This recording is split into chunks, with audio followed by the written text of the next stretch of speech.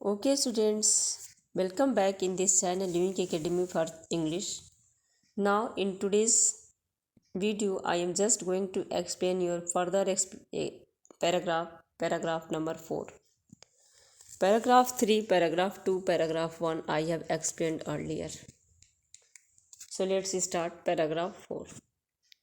For many days, the old lady was seen talking to the villagers, explaining the case and seeking their supports. कुछ दिनों तक वो जो old lady थी वह कई अपने गांववासियों से ग्रामीणों से क्या की वो बात की उसने बात किया और अपने बारे में उन्होंने एक्सप्लेन भी किया, अपने बारे में उसने बताया भी, है ना। और उसने सीकिंग मतलब होता है चाहना, है ना। फिर उसने क्या किया, talking to villagers and seeking, और वह चाह रही थी कि कोई उसको सपोर्ट करे, उसके पक्ष में बोले। सम सिंपेथाइज्ड विथ हर, कुछ लोगों ने तो उसके प्रति सहानुभूति दिखाई। अदर्स लफ्ड एट हर, और कुछ लोग उस पर हंस पड़े। And a few others advised her to, और कुछ लोगों ने उसे सलाह दिया। क्या सलाह दिया? To make it up with her nephew and his wife, कि वह इसे जो है अपने भतीजे और उसकी वाइफ के सामने ले करके जाए।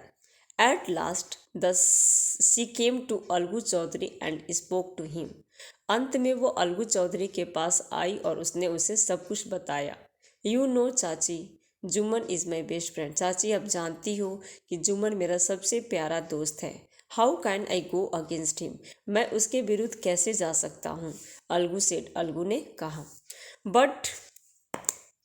But is it right my son to keep mum and not say what you consider just and fair, लेकिन मेरे पुत्र क्या तुम ये जानते हो कि माई सन, मेरे बच्चे, क्या तुम ये जानते हो कि सही है कि किसी भी चीज़ के बारे में जान करके, है ना, उसके बारे में पक्ष में न्याय न दे करके मौन रहना। मम मतलब होता है शांत होना, रहना या चुप रहना, चुप्पी साधना।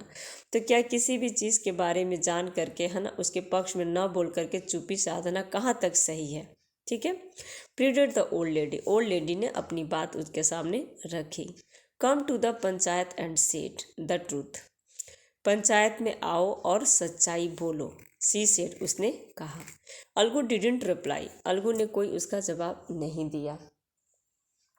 But her words kept ringing in her the years, लेकिन उसके जो शब्द थे ना, हमेशा उसके कानों में गूंजने लगे।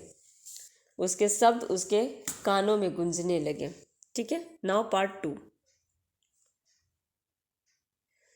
The panchayat was held the same evening under the old banyan tree, जो पंचायत है वह ठीक उसी समय, जो है उसी शाम को, है ना, पुराने बरगद के पेड़ के नीचे लगाई गई, है ना, पंचायत जमा हुई।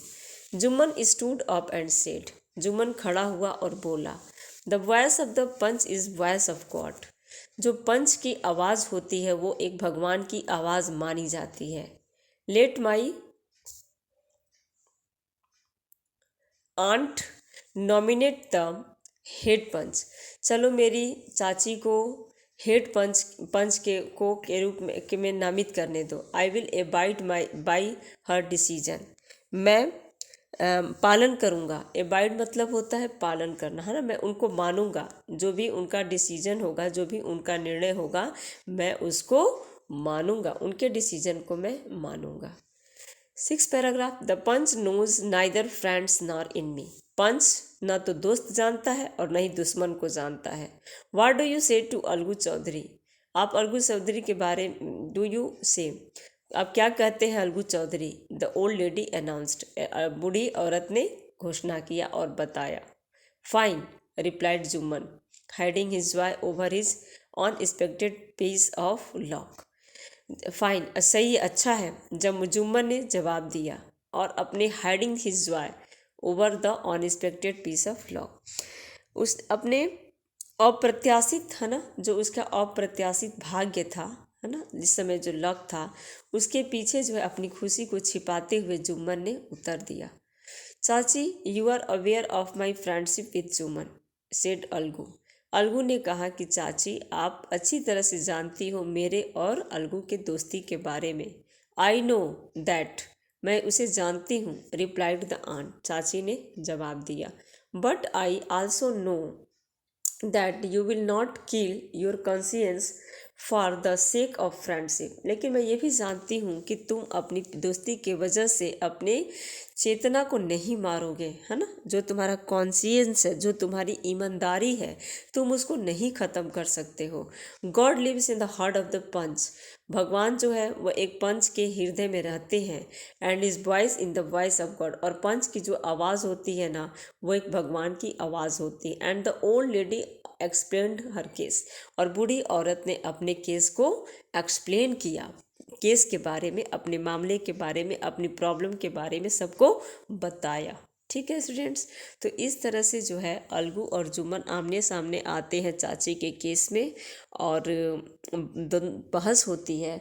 अब नेक्स्ट वीडियो में आपको मैं बताऊंगी कि हाँ वो केस में क्या हुआ और किसको जीत हुई। ओके, आप तब तक इस चैप्टर को इतना पैराग्राफ रीड करो, जो भी हार्ड वर्ड है उसको सेलेक्ट करो, उसकी मीनिंग लिखो, उसकी स्पेलिंग लर्न करो। ओके, इस तरह से आपका वर्ड पावर स्ट्रांग होगा। Thanks for watching this video my lovely student.